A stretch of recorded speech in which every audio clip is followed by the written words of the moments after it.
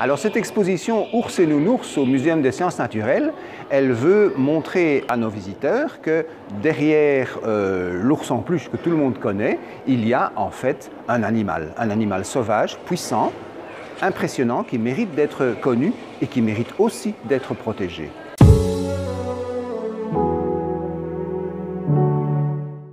Alors l'ours est très mal connu parce qu'on s'imagine par exemple que c'est un terrible fauve sanguinaire. Or pas du tout, les ours sont essentiellement herbivores, à part l'ours blanc qui mange que du phoque.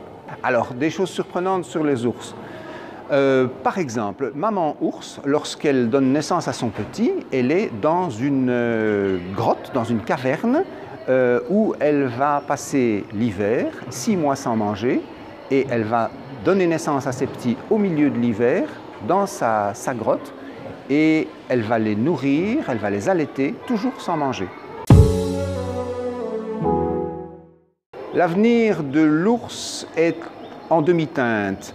L'humain a tendance à prendre beaucoup trop de place sur la planète et il ne laisse pas assez d'espace sauvage. Et parmi les espèces qui en pâtissent, il y a les ours.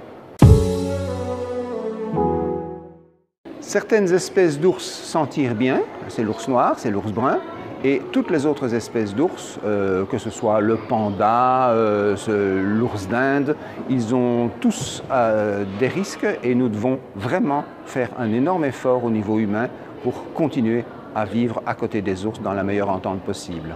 C'est l'origine des ours, les ours qui ont apparu il y a 150 000 ans sur notre continent européen, et voici l'ours des cavernes.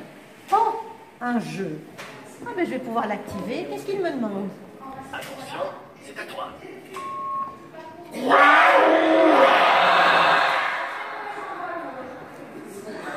J'ai crié comme un ours des cavernes. Voilà.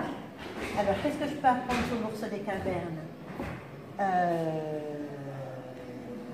Eh bien, qu'il faisait 1000 kilos et plus de 3,40 m debout.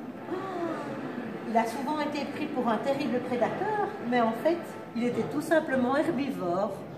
Voilà ce que j'apprends sur l'ours des cavernes.